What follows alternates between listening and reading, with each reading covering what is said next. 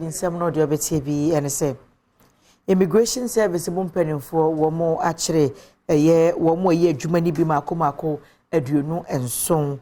Ya was say on Tina Sena one someone or do a better honor, won't shim sanso, and I bet you just a Ghana and ye Kube Afashe Coconut Festival, Shonkokrana, Ebe Koso, so for the she, almost your one Samson, so quite young for a year girls' school, and as a young for SHSR, girls' dormitory. The child mama for Biano Befam Kodabe has some way, and then someone who will be named so much bedroom so Cassia, we see me a friend. I'm not sure why, but I just say, what in 17 children, Mefa and twas so amount.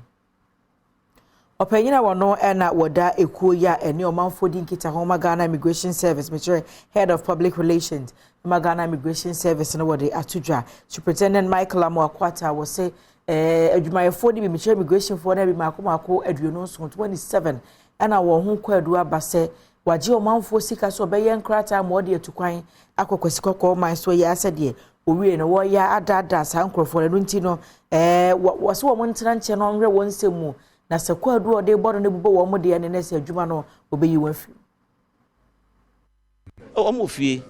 omofie very soon no ya chom nyina nkrata obia ne emra obeba to face the service inquiry.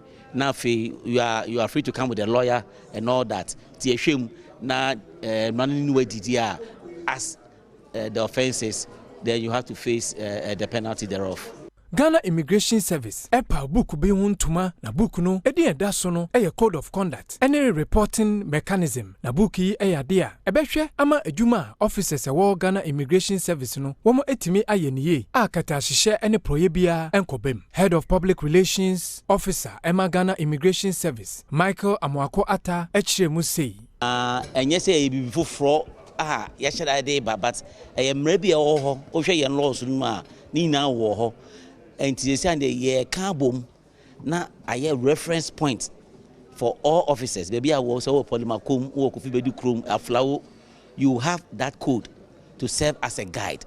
And I teach you to say be ama public general public who say ya a wahoma immigration officers in ye. Chief Director no and the War Ministry of Interior Adelaide Ano and so editor immigration for enim say womo hwese code of conduct any reporting mechanism a womo apa hontuma no womo de beye adwuma yi.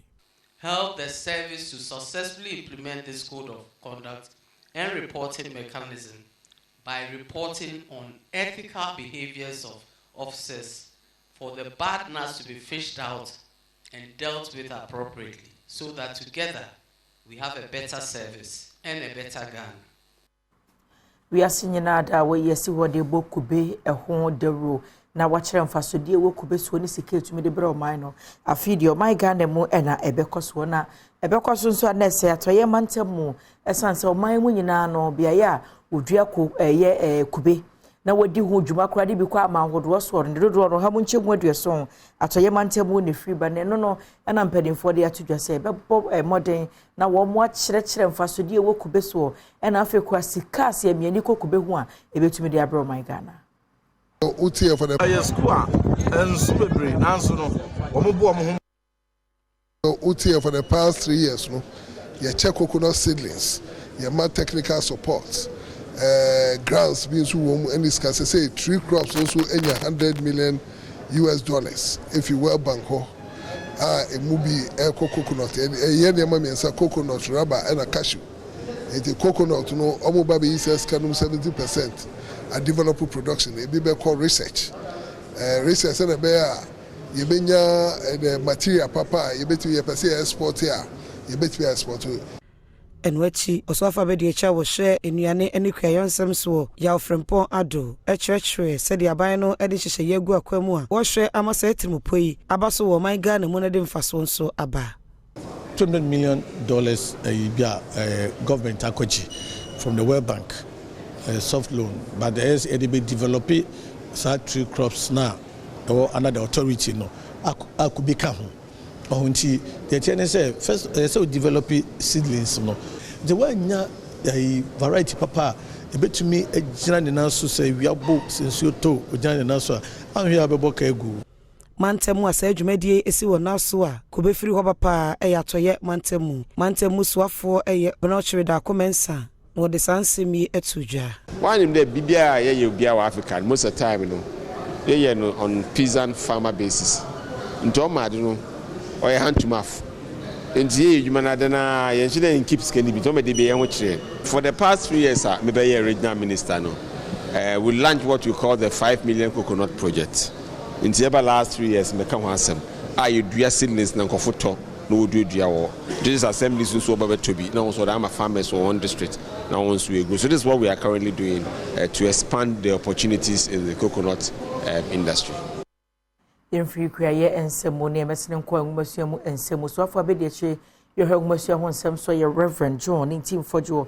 Now Sabia and Monsieur Honsem Bejina Branity were travel memo ya Daya Maiwa do tea ebetro, ebefa empa, Makoma Hassan 300, and Africano, a Dai Kumaya, a headmistress so, or also ebetnemo young for Anglican Senior High School, a Watano North, men say no more have for Mante Mose, addition for any church for ye. Na over mwamba umasua ehonsem enyina brane yes nti ye wo ha sa hu se yes kwa ensu bebre nanso no omobo omhomode pa na school a wombo omhomode nso say die na se emwa bia se fata bia na de boa wom member of parliament Honorable Dr. Frida Prempe our South Minister for Sanitation and Water Resources. That is asem ebeto Dr. Ya ose edutun anim Minister for Education say school be hia dormitory e dia mama no na odebeto minister ni so minister nkuniti enya no nko a ma hye bedwani abogina mema wona e Wotano North yo no kroya e yo so afo hwa honodie nsem so Dr. Frida Kosia Prempe enso so fato no so de mattress ahodo ekodoma de suafo mai o de futo ma wo mo se wo mo mani enko ma de sua eho na social media won giant wo kakra to stay away from WhatsApp, Facebook. This is not the time for you to do TikTok. This is the time for you to learn hard. This is the time for you to prepare for your exams. Your future starts from today, and it depends on you how you want to make it. The Crackano, headmaster was a cool anymore, and so didn't seem see each other. Mamma Frano, and Yabiata. Bemo addition Akoso. Na the near her, the toss view, a boys dormitory. Yen minister, deputy minister, Pacanina, Tigidi say, Omokwa, the school in Hiano, Befa, Yamami Frida, I mean, Saka. Yemfra for Mantem Limone Manka Kupu Masi Kujimo Pong, Catamanso Mensi no emo. Na Obanphobia Wamoti Kubekro Wamo etietiam wo ha onyina se wo simpotem hormono na dam yi bi ewo ho na nyamencha de dam no mu nsuo nyina awe na re na ma wo masumdwe pasan se bra na dam no ensuo gina mu no ensuo si foma na yira fo manfo dodo no a ase japade kwa menam so ama manfo bi ahwere worom enkwanti wo mo ate se mpanimfo pese wo sa benya ne dam no wawuo no eba sade wo ha ne atorenchem na bebra wo mu nti no wo te so atua nti ye wo ha sa hu se muso ton top ase e ma obi no am pese mo ye de mo sele dam na so mo pese mo ye wo dam no mo na dam na e wo ho no apaye besi nti fio bia ne ho no nti ye so mo atan ton ko na mo ye wo ha hu se ka no ana sisi wo mo so mo san pese mo san ye dam no bi na dam no na e be ha ye wa ha no mo se pese mo san ye no bi ene e be ha adi nti de na mo ye wa ha se kra ko mo abo obi ama ne so mo ye aida kwan na mo ye o bridge na mo ye o obi ani say dam de omuntwa say ye gota no mo yama ye de omuntwa so any road ni de ayepe adinti say ana ase ye nyama ama say ana ya starting from class 1 ye sika ni ye nyama e wo ye hu ni nyina ase enwachi bella eko ni lai afote agbo asoye ene no ekotwetwe enkomo na o kyerese ensiesie adwuma ene wo ye ewo ensutene mu sebe ya ebebo ensuo na ho ban obi anso ama metena sase ne so ankofo hawo amro manfo. I've been picking intelligence on the ground say nipa kasa say oh sese aye wujae yana na wujae ya nana num no ye ton dam the answer ye ton man kofo asisi na also. How do we do that? Our integrity was being attacked. And as a very competent person, many people, I mean, me benkum ni me nifa no it's all about money and getting that dam repaired and yes kakitwa.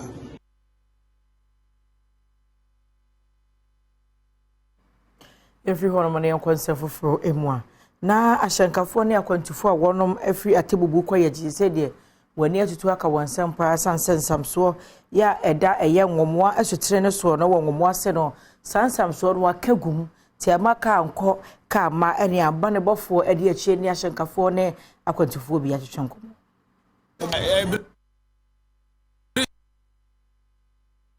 je ebu agumi de wofa ebe ha dwen pa ebe ha ye because eno wa na yedidi nti ebe sra aba ne mpeni mfo se ni manimu ye o mehwe na munye bibi mpa wo maye na ayen sa de a ye mu bi se de ebe bu ada wa twa mbe na ni ma ya ya eta so esa yira ebe jikwan na yes wa na afọ de ewura no wo mbra no mo enwachi akwantufo bi enso ekere se ofiri kwantente ena eba wo bedru ho no ma ohunu se ensamso yi abu agum sentie nanimu ya aban emameye ma wo mo se be ya oye ne bia ensi beyifo na tifo wele assalamu anopa mi twa makoyaji me bedru nyomo ase ne bridge no abu ti wele empeyifo ya assalamu momla ni manimu ya na ne se ka bia ni wa eko na ebi so mba nti assalamu mama boy na we dey besre mi ami MP mi asaye mi deputy minister road minister honorable Stephen Jalula honorable akwanabu ni mo ase bridge na bu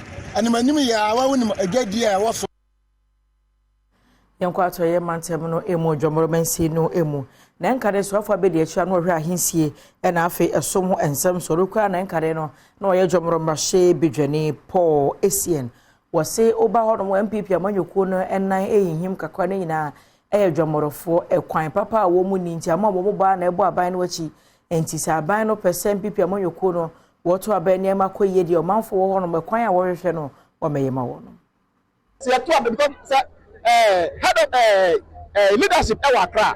They don't know what is happening in Jomoro. Somebody has to leave Jomoro and go to Accra. Now can't you almost say the big person as well Jomoro and here attention. One of the five information before. Now so one five information anqua. But what says one to yarea unya wadu.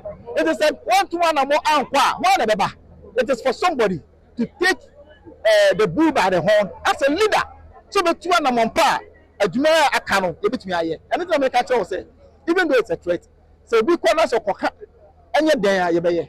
Ama 2024 ye nyina atumi hu say e kwan na Asian sha asepa no o de akoyewe pa. E pese me ka say e kwan na ye no enye obia na 2 anamo akohwe eye member of parliament e Asian e de 2 anamo.